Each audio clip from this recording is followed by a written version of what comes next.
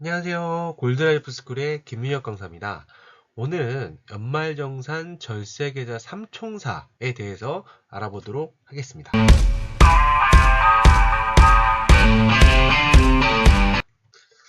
자, 어김없이 또 제가 이 연말정산 절차를 다시 한번 안내를 해드리도록 하겠습니다.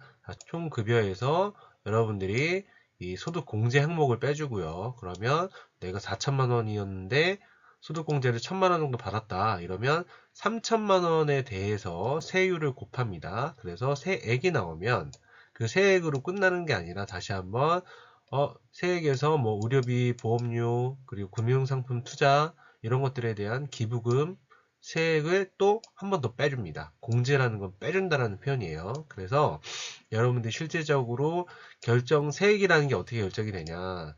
이 결정세액이 나오면 결정세액 빼기 원천징수 세금을 해서 마이너스면 환급 아니면 내가 다시 토해내야 된다. 라는 거를 기억을 해주시면 될 것 같고요. 그래서 지금은 우리가 이 세액공제, 그래서 세액공제 파트를 보는 거예요. 자, 세액공제는 어떤 식으로 산출이 되는지 한번 알아보도록 하겠습니다. 일단 실질적으로 과세 표준을 아까 구했죠. 우리가 총 급여에서 소득공제를 빼주고 거기에 대해서 과세 표준 해당되는 세율을 곱했더니 이렇게 산출 세액이 나왔습니다. 357만 원이 나왔고요. 여기에서 여러분 근로소득 세액공제가 또 들어갑니다. 그래서 세액공제가 이렇게 과세 표준이 이렇게 해당이 되는 부분에 대해서 산출 세액을 계산을 한 거고요.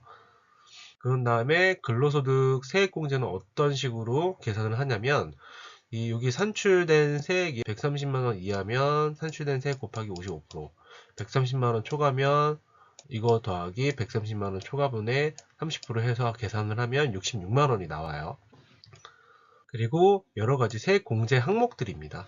그래서 중소기업 취업 세액공제, 자녀 세액공제, 연금계좌 세액공제, 보험료, 의료비, 교육비, 기부금, 월세 세액공제까지 이렇게 되어 있는데요. 이 부분은 저희가 차근차근 알아보도록 하겠습니다. 오늘은 절세계좌 3총사이기 때문에 연금계좌 세액공제를 중점적으로 보도록 할 거예요. 자, 일단 자녀세액공제는 요 개정 전, 개정 후 빨간색만 보시면 돼요. 그러니까 대상이 좀 더 포괄적으로 좀 변했고요. 그 다음에 금액도 더 많이 해주는 걸로 바뀌었습니다. 그래서 이 부분 기억을 좀 해주시면 될 것 같고요. 그 다음에 연금계좌 세액공제, 이게 이제 절세계좌 3총사 세액공제입니다. 자, 근데 여기 보면은 근로자 퇴직급여 보장, 연금저축, 개인요가 자산관리계좌, 이게 뭐지? 그래서 이거를 제가 풀어드리면 이거는 IRP 계좌고요. 연금저축은 연금저축 펀드 계좌고요. 개인종합 자산관리 계좌는 ISA 계좌입니다. 그래서 이 부분에 대해서 여러분들이 혜택을 받을 수 있는 부분은 뭐냐? 이 과학기술인공제 퇴직연금과 IRP 계좌, 연금저축 펀드 이거를 합산을 해가지고요.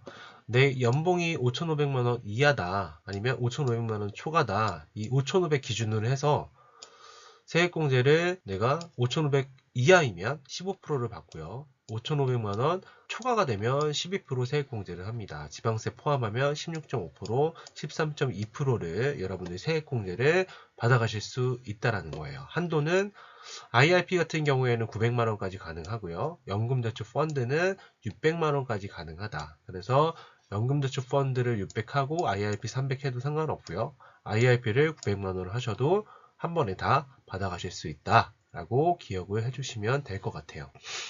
그래서 근데 이 ISA 계좌는 또 만기 시에 연금 계좌로 이전이 가능합니다. 그래서 3천만원 한도로 곱하기 10%를 해서 최대 300만원의 추가 세액공제 한도까지 열리시기 때문에 만약에 맥시멈으로 다 받는다? 이러면 1200만원으로 세액공제를 받아가실 수 있는 거죠. 어마어마하죠. 그래서 우리 청년분들이거나 아니면 내가 목돈을 좀 모으셔야 하는 분들은요, 이 IRP나 연금저축보다는 IS 계좌를 좀 먼저 활용하셔도 괜찮다라는 거를 알고 계시면 좋으실 것 같아요. 그래서 연말정산 절세 계좌를 꼭 잘 활용하셔라. 그 중에 첫 번째가 여러분 ISA 계좌입니다. ISA 계좌, 이 개인 종합 자산 관리 계좌라는 건데 종류가 뭐 신탁형도 있고요, 1임형도 있고요, 중기형이 있는데 중기형으로 꼭 비대면 계좌로 만드시길 권유를 드립니다. 그 이유는 일회용은 말 그대로 맡기는 거거든요. 그러니까 투자를 누구한테 맡겨주는 거니까 당연히 비용이 들겠죠. 그래서 비용이 좀 들고요. 신탁형 ISA는 고객이 직접 IS 편입 상품을 선택을 하는 건데 이게 뭐 여러분들 은행에서 가입하시는 ISA라고 보시면 돼요. 근데 이게 뭐 사고 팔고 하는데 약간 불편하기 때문에 저는 신탁형보다는 중개형으로 하셔야지만 여러분들이 바로 어플에서 사고 팔고 하시는 거를 자유롭게 하실 수 있으시니까 이 부분으로 해서 꼭 가입을 해주시길 권유를 드리고요. 그래서 이 IS 계좌 안에서는 예금, 펀드, ETF, 뭐 ELS, DLS 같은 파생결합 증권도 가입이 가능하고 채권, 그리고 국내 주식까지도 가능하다, 투자가. 근데 이 예금은요, 신탁형 IS에서는 가능한데요. 이 중개형 IS에서는 가입이 안 된다라는 거를 참고해 주시면 좋으실 것 같아요. 자, 그럼 뭐가 좋냐? 일단 이 ISA 단점은요. 최소 3년은 일단 기간을 유지해야 합니다. 그리고 납입 한도가 연간 2천만 원씩 하셔서 최대 1억까지. 그래서 5년 동안 1억까지 한도가 이제 생기는데요. 이 ISA는 가장 큰 장점은 뭐냐면 비과세 혜택입니다. 비과세라는 거는 내가 배당이나 이자를 받은 부분에 대해서 세금을 안 낸다라는 거죠. 그래서 내가 연봉이 5천만 원 이하이신 분들은요, 이 ISA 계좌를 400만 원까지 배당과 이자 받은 부분에 대해서 비과세 혜택을 받으실 수 있고요. 5천만 원 이상이다라고 하시는 분들은요, 200만 원에 대해서만 배당, 이자, 비과세 혜택을 받습니다. 그러면 그걸 넘어가면 어떻게 되냐? 원래는 15.4% 세금을 내셔야 되는데 그게 아니라 9.9%로 저율과세를 해서 분리과세 적용을 한다는 겁니다. 그래서 ISA 계좌는 여러분들 투자를 하신다, ETF로 투자를 하신다 하시는 분들은 필수적으로 꼭 만드시길 권유를 드리겠습니다. 자, 그럼 얼마나 차이가 나냐? 우리가 보통 펀드, 예금 뭐 이렇게 가입을 했다라고 가정을 해볼게요. 예금 300만원 이자 났고요. 한 군데 펀드에서는 300만원 마이너스, 한 군데에서는 플러스 300 났으니까 보통 이 수익이 600 난 거잖아요. 그러면 여기에 15.4%를 곱해서 92만원에 대한 세금이 나와야 된다는 거예요. 근데 이 ISA 계좌를 내가 했다라고 한다면요. 예금 300, 펀드 마이너스 300, 펀드 플러스 300 이렇게 되면요. 이 마이너스랑 플러스 난 거를 상계 처리를 해요. 이걸 같이 더한다라는 거예요. 그거를 손익통산이라고 표현을 합니다. 손실과 손인이네요. 손인으로 되어 있는데 손익통산입니다. 손실과 입금, 이익금에 대해서 통산을 한다. 그래서 마이너스 300 플러스 300 하면 얼마죠? 더하면 0이죠. 그러면 이 300만 원에 대한 세금만 내야 되는데 연봉이 5천만 원 이상인 분들은 200까지가 비과세니까 200 빼면 100만 원만 세금을 내는 거고요.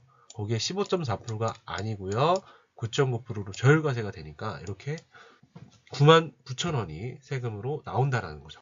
그래서 여러분들은 꼭 투자를 하시는 분들은요, 이 비과세 혜택을 받을 수 있는 ISA 계좌에서 꼭 활용을 해주시길 바라겠습니다.